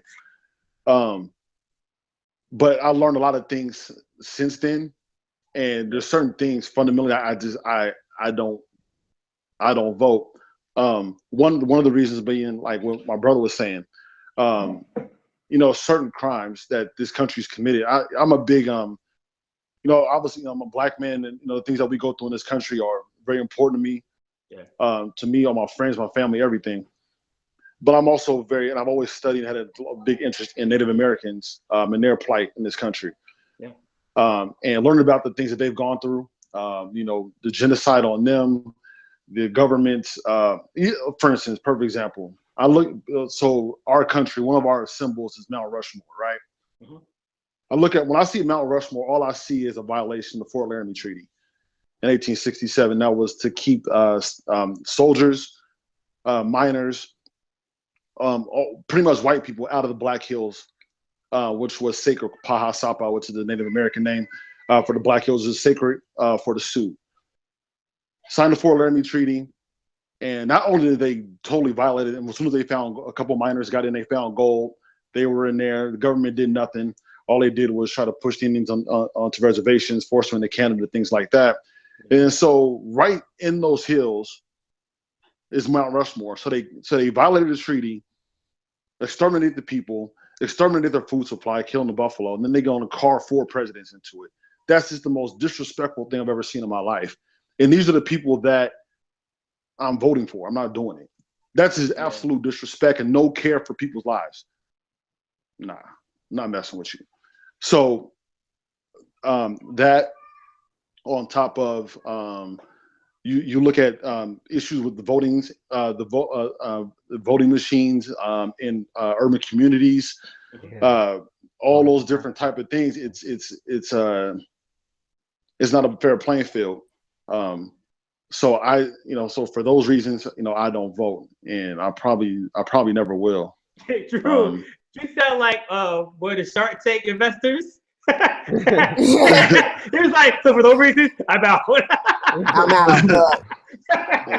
So you have to. I don't want no parts. It's hard to rebuttal like centuries of oppression. That's a hard rebuttal. One of the first. But I will say this. This is the only thing I can say, because I can't, obviously as a black man being from the South, I can hit up inside my head and walk down the street, you know what I'm saying?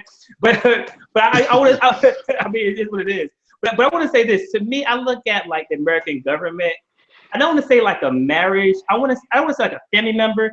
It's it's something that you have to. I don't want to say you have to work within it, only because I feel like this. If I'm going to go against everything the four founding fathers stood for, I'm still spending money with their faces on it.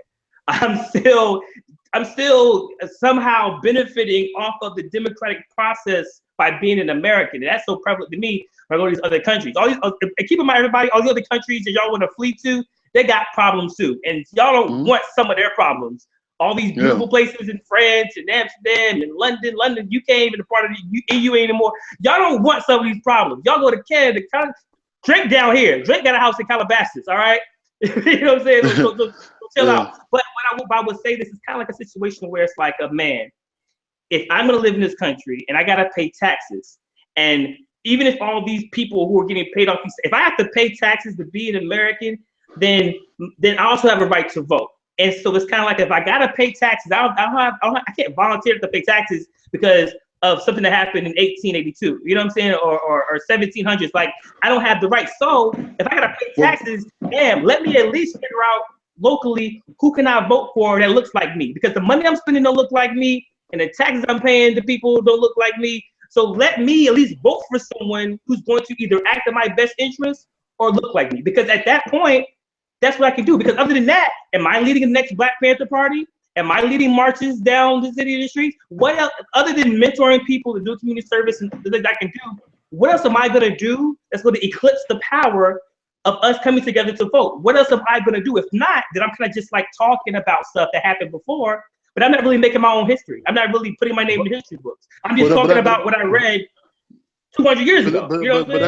Voting is starting to remind me of voting is starting to remind me of like supporting businesses, right? Like in an ideal world, we'd all bank at all Black banks and support Black businesses and not shop at those businesses that treat their employees poorly.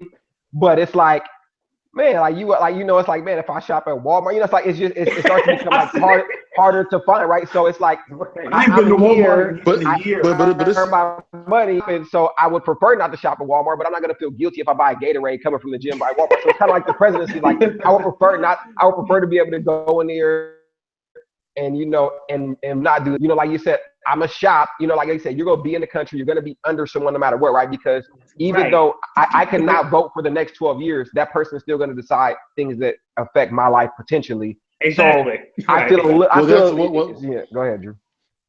Well, right. Well, I lost my train of thought. My bad. Well, let me just say this. Here you go. Your train of thought is gone. I just want to no. This is really quick. Just think about it as Native Americans can actually go to school for free. They can go to a 4-year degree free, no money. Come on now. And that was voted in. That was something that had to be voted on federally, that, if you're Native American, you can go to school for free. Now, Black people been slaves and oppressed and then all this stuff. Now, they ain't take our country. They bought us from another country, bought us here. But we ain't going to school for free. So, if you think about that give and take, like you're saying, well, they took their home and they well, we get shot every day. I'm just saying, Native Americans gotta get shot. They taking their land, but they get shot. But at the same time, they can go to school for free, debt free. Did you also know that most Native Americans in this country live in third world conditions? Like like the Native Hawaiians, like they get pushed to the edge of the islands. They're high diabetes rates. They don't even go to school to even get to college, so they don't get past elementary. They don't get past elementary Let me school. Just they have high suicide rates. So let me just say this. This little bit snippet. Now, I'm just talking from my perspective personally, but my dad was actually raised on a reservation, because that's where his mom is actually Native American. So I've been on a reservation, and I'm gonna tell you, Native Americans want to be with Native Americans. They don't want to be out in open. They don't want to be in the country. They don't want to be in civic. They don't want to be in it. They want to be,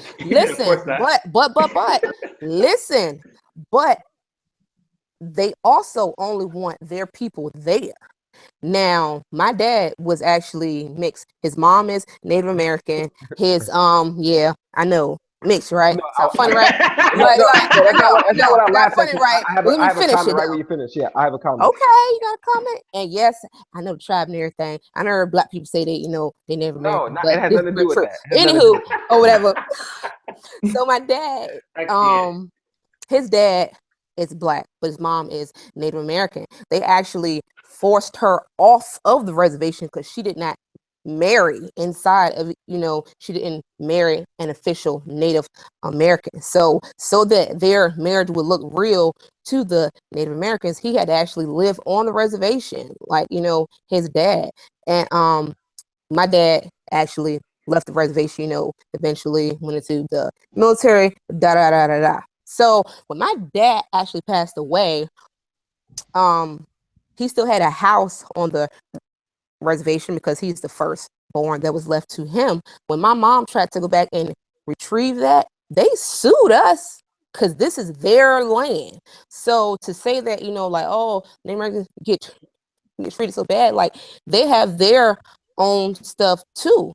They did not see us, me and my siblings, as Native Americans. They never saw that, even though this is where my dad was raised and was lived at. So, you know, they cared back in the day when they was bumping and grinding. I'm just saying, basically. So it's sort of like, you know, that thing where, you know, because America is America. You know what I'm saying? But here's what I say to that. Native Americans want to be together. They ain't seen nothing wrong with the grinding, boy. Native Americans may want to be together, just like Black folks want to be together. But exactly. Sometimes. But no. But the issue is, part of your statement made it seem as if it's okay for them to be together over on this reservation, because when white folks want to be together, the elite, they are living in the finest of conditions. Drew's point was they have to be together in the worst conditions in this country. So if we want to be together, why do we have to be pushed over aside to these conditions? Let us be together in the hills. Right. No, that was their fault. Let us be together in some good conditions. We don't have to be together. You know what I'm saying? Like, but that's the point that you miss, is that if they wanted to be together and left the reservation, her family would have disowned her. No, not that. So he had no choice but to come back to the reservation. But this is the life they live. They don't want this whole, like, you know, technology and stuff. That they really live off of the land. Like, that's what they believe. If I go there right now, like when I used to visit there, it won't like indoor plumbing, use the outhouse. It won't no electricity. No, it was none of that. It wasn't none of that. Well, hold on. Like you was camping. Hold on, y'all. That's really how they live. I know this is turning into the Native American portion of it. I do want to shout out a lot of my VA people, because a lot of us do have, just based upon obviously like the settlements of the Indian and the plantation and James, all that stuff. I have Indian like in my family. Like, it's a lot of us. Like, here we go. No, I'm serious. No, I'm completely serious. I have to sometimes dye parts of my hair because it turns red. It's just really, really crazy. But yeah, so that's cool. But the whole point I was trying to make is that it's one thing to say, because we know this. We've been oppressed. We've been treated unfairly. Even if you want to count just civil rights and Jim Crow in general, we haven't been free for longer than 40 years. You know what I'm saying? Or less. So I get that point of it and why we don't vote because of that. But we still have to pay taxes. We still have to work. We still have to live in this system, in this country that oppressed us. So while we're here and we can vote for our own to change things, let's go that route with it. You know what I'm saying? That was my next point. Hold up. Because either you're doing one or two things, or you're doing three things. Either you're voting for somebody to speak for you politically, you're creating the next Black Panther Party and changing something aggressively, or you're kind of like, what are you doing? You know what I'm saying? Like, what are you in those three? Either you're in between those three buckets or you're doing nothing. So if you're not going to vote and you're not going to cross some upright movement, how are you going to make an aggressive change in this system? We're going to colleges that are funded, even if you went to a Black college, and we went to HBCUs, are funded by white investors. You're working at companies that are owned by white owners. So it's like, unless everything you do is all Black every day, all Black, you wouldn't be on YouTube, because YouTube is that Black owned. Like, watching Netflix, people are like, oh, watch the 13th, watch Luke Cage, all white companies. Solange album on Sony, a majority white owned company. So I feel y'all. You can't be Black sometimes, but you don't want to. But you want to be Black. No other thing. You Black. You do what you got to do. When it comes to voting, we're all, Frederick Douglass. You know what I'm saying? It's like it's like what are we doing? Are we going to flip flop every election year and just be in between the 4 years? No, but that's kind of my stance on this whole thing. Like, they could have it. Like, I'm gonna live my life for my family, right? And whatever's going on, they could have all that, because I know they handle that anyway. So you're talking about, like, what stand do you take for it? Right. This is a hot button issue right now, right? So we're talking about it. But for me, I was watching the election like I was watching a football game. I'm just watching. I'm observing these people. Like for me, I'll be honest. When I was like, I think even Walter, you might have posted in BMOC the pictures that people like were crying and stuff when Hillary lost. Yeah. And I'm just kind of, to me, I'm like, really? Why would you be that interested in if she, like for me, that can't ever move me like that. Everybody's different, but for me, I was like, yeah, because don't get me wrong, everybody vote, great, vote, amazing. But yeah, those people shouldn't move you like that, especially African American. Those people can't. There's no way. I cried. That's terrible, Trevor. I cried. How could they move you? I cried because Trevor is not, and I get what you're saying. It's not about. Listen, this is the problem I have, and I addressed it in the group. Someone told me in the group, the same person. I go say it was. It wasn't you though. It was nobody here. It was like the president doesn't have all this power, right? The president doesn't have any power, and la. Right? That was cool. Then the next thing they said, oh well, why would I vote for someone who is going to oppress us or whatever, right? And it was like, okay, so the president doesn't have both. Right. If the president have that much power, then how are you voting for somebody who's going to oppress you? It's like it's one or the other. Hillary, the presidency represents leadership, a figurehead for our politicians to follow, right? It's not like Donald Trump could put us back on the plantation. That's like a joke. You know what I'm saying? Like that's a joke or whatever. The point is, it's about leadership of this country and what that means internationally and what that means to us in terms of just a morale, a sense of unity. So when you pick someone who didn't win the popular vote, who's ran his campaign, hold up, you voted for somebody who ran his campaign on hate, on bigotry, on racism, on this meaning women. It's like that's the representation that it has. So people are crying not because of this position, but because of the figurehead of our country is representing this major division between our communities. So that's what we're crying. And hold up. Right. Some of these people spent money, spent time, spent a lot of energy trying to vote Hillary in. So for them, it's kind of like, man, I've done all this work for someone who I thought was going to speak for me, and now all my work is lost. I'm sure they're not probably crying right now. I'm sure they probably got over it. They got a Slurpee, you're on the beach doing what you got to do. But I've seen grown men cry over football games. I've seen grown men cry over. That's different. People break arms. You had cash cry for Tupac and Biggie. Let people cry for something that they believed in. They're gonna get over it eventually. But can I? Let me cry. Thank you, Walter. When I cry, hold on real quick, cry, Walter. we cry together. That's it. I'm gonna go ahead. You don't like Ja Rule? You don't like Ja Rule? Everybody knows Ja Rule. I'm gonna be a contrarian for a minute, real quick, Walter, and so you and I can kind of talk about this. So let's say I wanted to be extremely pessimistic, right?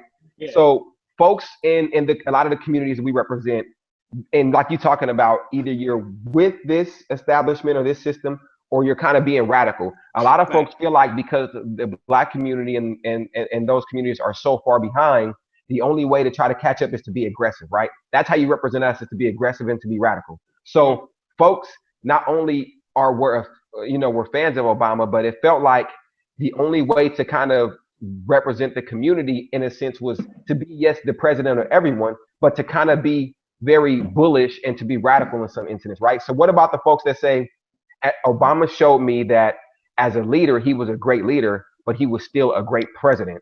And so if Obama wasn't the person that was really going to take a stance on police brutality and then take a stance in Chicago and those inner city things, because at the end of the day, he was still very presidential in addressing them, right? Like most presidents would say, we need to be aware of this and of the police, of this and this. We can't do everything. Mm-hmm. So he was still very presidential. So what if those folks say, I thought if we got someone who felt, was like me in office, that on some things he would be a little more radical to understand that we do need additional attention and he can't treat it all equally, right? So those people might say, well, now I really know for sure everyone's just a leader and a figurehead to the full system, to working with all parties. So at this point, that person who's in office is kind of just going to be the same kind of leader anyway, because they don't have that much say so in their personal feelings. If they did, Obama would have been able to do as much as he wanted to. So I'm not going to vote because who's ever in there is just going to be the figurehead, the head coach, like you say so, and the true players are at the lower level. So you know what? I'm out because they can't be as aggressive as I want to be anyway. Exactly. And the figurehead, discouraged. So yeah. Go ahead, Drew. The figurehead word too is a That's a whole nother conversation. But oh, Lord. It's funny too. So you look at when Obama became president, it was, like Cheryl said earlier, hope, change, those kind of things, right? There was no bigger change than seeing a black man be the president, a black family in the White House. Biggest change, we never thought we would see that. I have a book that I read recently, a Marcus Garvey book. He quoted in there saying that we will never have a black person they'll never let us have that, and we got it. And then to me, it's weird that right after that, the very next thing we get is the total opposite. Yeah. And to me, that's like, and to me, it's like, it's not a coincidence. Like, no, at all. Like who comes up with this, like, to be able to put this into play? And that's the part to me that's that just looks weird to me. Why I've also have a problem voting, because we're just gonna bring it full, like boomerang, full circle all the way back around. We had gay marriages being approved in states all across the country. There's this whole time of progressive thinking, but that quick, all that just gets erased. And but that's just kind of weird. But that's my point. It's kind of like when you talk about like almost like a funeral, right? It's that thing of like somebody dies and it's like this shock, and then it's like a grieving point, right? And then you kind of sort of move to kind of get over it, take the steps to kind of get over it. I think right now that's where we're at right now. Like, we are grieving, but at some point we have to do something about it. So my thing is that we have to reevaluate the electoral vote. We have to push states to have legislation to where those electors vote for the popular vote. And then we need to re-educate ourselves on the process that we vote people in power who want to amend the 12th Amendment, who want to focus on our issues. Like, that's the way. Like, if we don't do anything and we continue to talk about history, we're not going to create history. That's my problem. Like you talk about history all day. Like, everything's history. But at some point, we have to rewrite the history book. And I feel like we can do it. We can do it. The other thing that's important is, the president in its most, if you believe everything that goes on with it, which is a whole nother movie and a whole nother episode. Right. You don't have that much power. When John Adams became president, he was like, what the hell is this? I have more power in Congress. Like, I can't do anything. Right. Yeah. So with Donald Trump becoming president, I think it's a hot button thing. And obviously for a lot of reasons, there's a lot of craziness going on, but he's just another red president. And in 4 to 8 years, we'll get a blue one, like the cycle of every other time. Man, ain't nothing changed. I don't know. It goes red, it goes blue. Look at the history. That's what happens. He's a Republican candidate. He's another racist white Republican candidate. He's just a little more vocal. I want to say something about that, and a lot of people said that, and this is my only issue with that. And I get what you're saying in terms of the cycle, and it's kind of like playing tennis. Somebody strikes something, somebody says the back, goes back and forth. My only issue is this: when we had Bush, we had the war on terror, which a lot of people believe that we shouldn't have had it, right?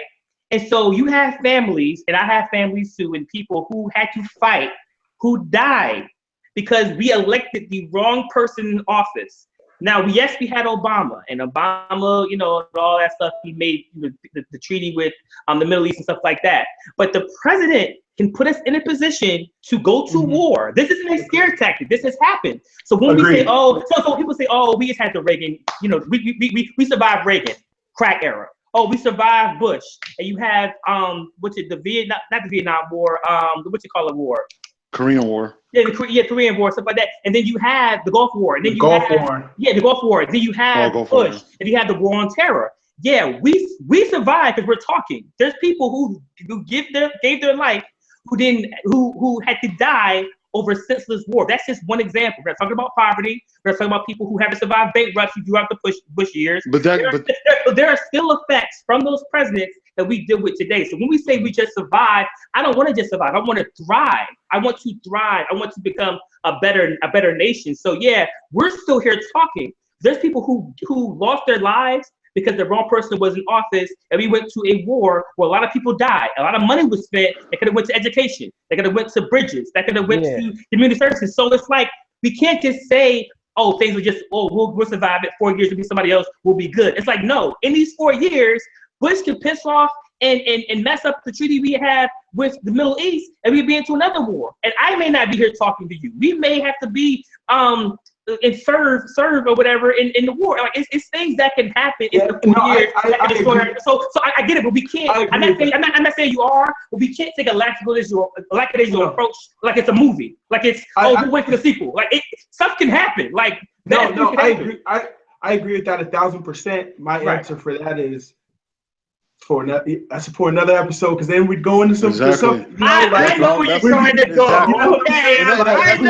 know where you're trying to go. And that's the thing. I feel like regardless of who, that's the thing. Right, that's part of what I was trying to allude to before. It's like no matter who's in office, something's going to happen. Based All on right, guys, we're gonna wrap whatever. That's for another time. I'll start with 11:52 anyway. Oh, and another news, 8 minutes. It's my birthday. Hey, my birthday. I'm old. I don't care because I'm getting paid for. All right. God has been great this year. Thank you, God, for everything. It's been great. Besides Trump, this has been a great year. I hate that Trump messed up the year. It's kind of like having you shooting a whole bunch of free throws, and you're like 40 for 40, and that 39th shot, you miss it. You're like, dang, if I just had 40, you know. So how old are you gonna be, Walter? 35. He's perfect, man. minus three. I'll be 32. I'm proud. We're a nice 84. I'm a true 80s baby. All right. You want us to think this is all just some coincidence that you make these power moves and start businesses in the year that Trump gets elected? You throw us for a loop with this whole Hillary thing. You connected. You big industry, man. You big business. We see the signs. This is good for you. This is gonna be good for you and your folks. Y'all talk about black businesses. Support Live the Biz, Live the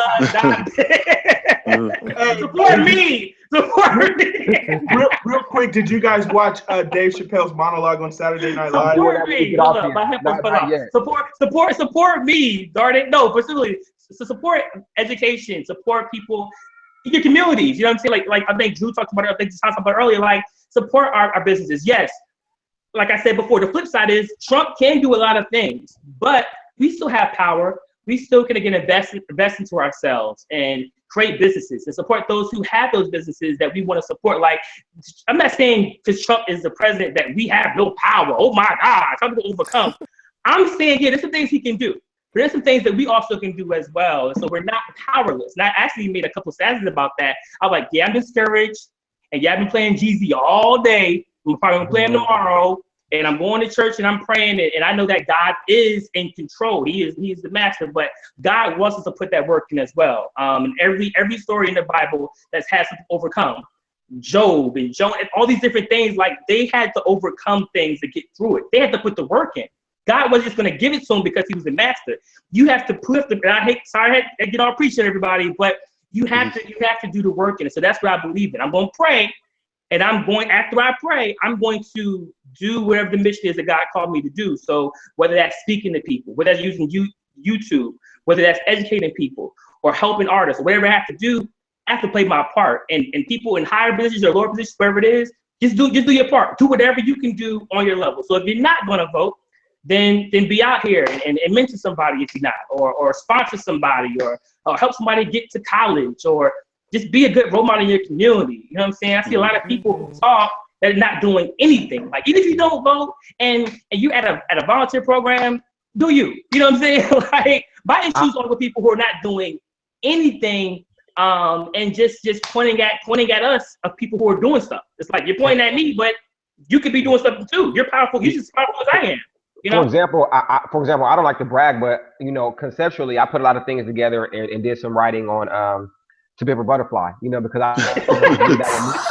I knew that would be important for us, So I mean, y'all don't want to throw that out. That's just some of the things I do for my community. Track four. I did see D. Gray on one of the songs. I was like, I don't want to be Bishop Lamont. I don't want to throw it out there too much. I want my checks. Bishop Lamont is nice. Bishop is nice. But he started speaking. Hold up. The Reformation just came out last week. It's on iTunes. It was an 8-year wait. Bishop Lamont, he goes through a lot of stuff with Dre. He came out. He funded it through Kickstarter. So or Indiegogo, one of them. So support Richard Lamont. Richard Lamont is dope. Oh yeah, Mr. Fab too. Mr. Fab just had he had the battle rap league that just came out last couple weeks ago. See, Cali been doing y'all thing. So yeah, so I want to wrap things up, man. This is a great topic. I hope everybody out there really got something from it to hear kind of both sides. And yeah, at this point the lectures are over. You know what I'm saying? Like the show is over, but it's kind of like almost just like a new show is becoming. So this is really the time now to kind of get, if you don't know a lot about voting or the elections, even if you don't want to vote, just educate yourself on it. I mean, even Drew and Trevor, even though they didn't participate in it, they obviously know this stuff about it and they've done the research. So at least you can do, if you have an opinion on it, have an opinion. Some of y'all out there don't want to vote because you don't know the process or don't care to know. It's like, at least if you're going to stand for something, know what you're standing for. Because that's what we need. We need leaders. I've been in that before, Trev. Yeah, like I'm saying, like we need leaders, man. Like, the last minute. It was at Jackson when I voted. Yeah, right. Yo, or the BMA, vote for the BET Awards. Do something, man. Oh, and one more thing. This has nothing to do with secret societies, but it has something to do with it. When I'm in these social conversations, I'm just talking to people like, oh, you work for a record company? Yeah, blah, blah. So how do you feel about the Illuminati? And I asked them, I said, before I answer that, do you know who the right? I said, hold up. I said, before I answer your question, do you know who the mayor is? Okay, next. Because you've done all this YouTube on the Illuminati, but yet you don't know who the mayor are, you don't know who the senators are, you don't know who the congressmen are, but yet you want to know who's in power. Okay, so circle back to me. But that's another topic. Let's wrap up the show. Deshaunus, any last words?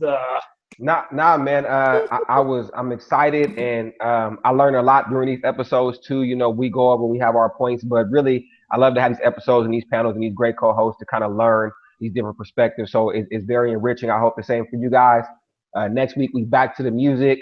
It's coming to the year end, so I'm also looking forward. I've been kind of, trying to narrow down my top albums of the year. So hopefully we get to that episode. Oh yeah, that's a couple months down the road. So absolutely, back in. We're getting back to the music soon. Thank you for all the support. Oh yeah, a shout out to Deshaunus. This was actually the episode with Deshaunus' idea. I told him, I was like, I don't know, man. I'm on the fence. I don't know. We still kind of emotional over this whole election thing. But it turned out to be a great topic. So shout out to Deshaunus, man, for taking this episode. We're gonna talk about music movies tonight. So you're welcome. So this is definitely more rewarding than talking about Selena and Temptations, all right? But we still will get to that. Selena's fire. Oh, Selena is fire. He told her, if you see him, there will be no Selena Ilocina or the tour bus. I've seen that movie like 30 times. I've never cried to him for a movie. Don't make me cry ever. I hated Yolanda, yo. Yolanda, you owe me 5 minutes. Selena didn't make me cry. But if the movie was gonna make me cry, it would be Selena. That Moonwalker. Every time I was like, Moonwalker is fire. Hold on, that's skip. Give Michael in the shot, man. Mike's here. Tyra, any last words? You almost cried over Selena, but I can't cry over the presidency. Selena, she got shot. I'm gonna get y'all for this. That was J-Lo. Exactly. Nah. Anywho, no, not J-Lo. Selena. Hold up, Drew. And I didn't judge you. I didn't judge you for that, Tyler. That wasn't me. Yeah, that was Trevor. Thanks, you throwing cats under the bus. I know, right? Our brothers. So it's all in the same blood. They were gonna bust the whole movie. But I'm sure that when Michael Jackson died, I'm sure that you cried. Oh, here we go. Hell yeah. Tyra, this is your wrap up. Okay. Hell yeah, I did. My wrap up is this. I am still hopeful that there will one day be a female president. So I am here in 2016. I know we just elected a president, but we got to get Michelle Obama to run. We got to get her elected. We got to get her in that office. I'm really hoping that, this next election that we will finally see our first female president. I'm the only female on the show tonight. Hold it down. I'm definitely, got facts. I'm with Deshaunus that I am happy that next weekend we can get back to the music. Yeah. I don't have to be serious. I don't have to bring any facts. For real. I can bring the ratchet back because we all know we just live for that. We want to talk about this election. We want to get back to the ratchet. So I'm excited to get back to the ratchet and back to the debates. I'm excited to call people out. I can't wait. Speaking of which, shout out to everybody in the chat room. I had to actually ban somebody while the shots was talking. The chat was lit. It was out. Yeah, the chat was lit. We had like I can't log off for some reason. In the chat, people was going crazy. Yeah, I bought some cat named Al Buzz, whatever his name was. Oh, that's my cousin. But shout out to everybody who's positive. Donnie Ray. Turkey Top Ramen.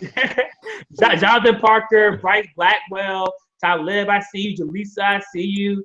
I said Donnie. Hey, Donnie. Jessica, Mike MJ Carey. No, Mike MJ Carey. Chance the Rapper he's independent for now. He's independent. But I said all major artists are on record labels. Chance the Rapper is a popular artist right now. He has like 1.5 albums. Okay, so I'm not dissing. I'm right, exactly. Apple Music. Like I'm a big Chance the Rapper fan. But I'm talking about the majority of your favorite rappers. Everybody that's in your top 5 are major labels. So indies are great. But so you trying to say he like Bernie? Oh, and we will see what we'll see what happens with Chance at next album. A bird is a word. Shout out to Magoo. What else? Everybody else. Yeah, everybody else is in the chat room. Bryce, y'all was getting it in, man. Good gracious. Ashley, shout out to my boy Ashley and Cali. What's up, Ashley? With the I. Yeah, everybody was out there, man. So people to name. Shout out to everybody who chatted, man. Y'all was getting it in. It's so many comments. It's like 100 comments in the chat. See what happens when you get a Democrat some freedom to pick episodes. The Republicans don't know what's popping in the streets, man. You got to get it cracking. We taking Democrats it back. What was it? Republicans? Democrats and Republicans. Yeah, hood politics. D Gray's on the credits. Drew, any last words, my brother? Yeah, I'm just thinking right now of a whole bunch of things I didn't get to say. I lost my train of thought a couple of times. A great discussion. Yeah, man, it's good. It's good. One thing about even just voting locally, one thing I'm happy about is like here in Sacramento, they just approved the building of a soccer field for Major League Soccer, which is super dope because we already have a Rayleigh field for baseball. We have the Kings got the new arena, so our downtown is going to be amazing. And those are things local voting will do. Because I feel like Sacramento's a great city, and we don't get our respect all the time. We're the capital. I think it's an amazing city. And it's starting to build up, and that's some of the things that local voting does. So, I do need to, participate in that because those are certain things that are affecting me and my family and things we get to do and up in the cachet of our city. So that's super ill. Great show. Hear that, man. That makes me feel good. That's good. Look, you and Trevor said that. That's good, Drew. Good, I'm getting emotional right now. That's good, Drew. Even stuff like we ain't got no light grill in Virginia Beach. We suffering. We don't have nothing. We don't have a team. Okay, we're suffering up here. At all. Suffering. We got Pusha T. Pusha T ain't playing no basketball. That is true. No football. No, that is true. We do have Pusha T. That's a win. That's a win. And Malice, no Malice. We and like so things like that are very very dope. So great discussion. Appreciate everybody's input and one more thing too. Even talking about what the show was going to be when you sent the group message this morning, I was kind of on the fence because I was thinking, well, this would be a dope show to do, but also sometimes people want to get back to a sense of normalcy after kind of a dark time. I remember if you remember after Nas and Jay were battling, and that whole thing really happened right after 9/11. MTV did a special. I remember Sway said on the special, things are getting back to a normal place. People are free to beef again. And people were kind of embracing Nas and Jay to get their mind off of 9/11. Right. And, so I do think, like, not saying we're like some huge celebrity or anything like that, but sometimes entertainment is a good way for people to escape all that. Because they're going to turn the news on tonight when they go to bed and hear a bunch of stuff. They're going to get on social media, see a bunch of hot takes. But if we did have a good discussion about Selena or Moonwalker or the Temptations or Ike and Tina, people could laugh and enjoy that too. Yeah, I'm trash. And like, people, but this also is a good thing too. So either way, I think we would have hit either way. So it'd have been good. Yeah, I love it. I love it, man. This is great, man. Yeah, don't be sleeping on Get Rich or Die Trying, man, for real. That's it was all. Overrated, most overrated album of all time, and movie is trash. Okay, moving along. All right, moving on. Trevor. I agree with Drew. Hello. Now this was overrated dope. thing that happened the last 20 years. Oh my gosh. Trevor, go ahead, please. Now this was dope. The dialogue was great. I think dialogue is always where things get started. A couple things that do have me excited though. Normally times of this is oftentimes music is the topic of discussion, and some of the greatest music of all time has been created because of times of oppression. That's where we got What's Going On. Yeah. That's when we got Blown in the Wind by Bob Dylan. That's when we got Southern Man by Neil Young, and we got to listen to Solange's album, which I'm not saying is What's Going On, but very, very appropriate for the time, with a great message and great music on there. Common's new album, man, he's delivering it. So I think one of the things Ray J Radiation, that was a hard time. What? What which? I think great music comes out of the time of oppression. So I think that's one thing we get out of it is we really get to hear people crying out right now. Yeah. And when that happens, it makes for something special musically, so that's exciting. Tribe Called Quest new album is very dope. So a lot of good music out there. So I think if anything is going to get out of this is it's people who had passion to speak and wanting to speak and making dope music because of it. So circling it all back on a music tip. Yeah. I think we'll get some powerful stuff. Yeah, that's good job, man. Trevor. It's so funny because I think it was a rumor that Jay and Nas was going to drop fourth quarter. So it'll be interesting to see what happens these next few weeks. But their album's going to have to reflect what's going on. Like if there's a lot of just Cristal popping, I'm on a jet with blue. It's like I don't know if that's Cristal. Right. That's going to translate. That song on Tidal. I forgot what it's called. I am not poison. That joint. So hopefully there's more maybe songs like that. But if it has to reflect. Solange and them, that album just happened to be about Black Power. So we say the Travis? I'm trying to throw no Minority Report on the end and no stunning the album. Let me just throw Minority Report. Right. It's like pull. Like, what are you talking about? we need no audit. Not to take care of it. If you see the video, like Jay-Z's on a jet talking about it. It's like a minute and a half. It's just so awkward. Steak and Lobster talking about people in his foot. Like, I gave them $1 billion, but I didn't give my side. I'm like, why are you gonna say how much you gave? It's just flossing for no reason. So hopefully when the album drop, I was in Paris. I was watching the news. Like what? So hopefully they do come out, or maybe they'll wait. Nas album is done. So hopefully those things kind of reflect what's going on. They make some last minute changes or whatever. But yeah, I'm hoping with some good music. I hope it don't get too bad. With I could save a couple albums if the country ain't gonna be. I wouldn't be too dark. Well, we get some great music, but I'm poor. Or being a bomb shelter. Like we share one Dre headphones on Times Square, like at a soup kitchen. Like I don't want that to happen. So listen, Solange came out and the president was still black. Okay, like it's okay. Lemonade was out and Michelle was getting it popping. Michelle Obama was getting it popping. So thanks again, guys, for tuning in. If you want to support, subscribe, youtube.com/BMOCTV. Check out the Facebook page, facebook.com/BMOCTV. If you want to join the group, we are letting people back in now. There was like 122 requests because the group was so peaceful. I didn't want to let nobody else in. Because some of y'all are crazy, but we slowly letting people back in. So if you want to join the group again, facebook.com/BMOC. Facebook.com/group/BMOCTV. Thanks to everybody who chatted. Check us out next week, man. All right. So I'm BMOC. Peace.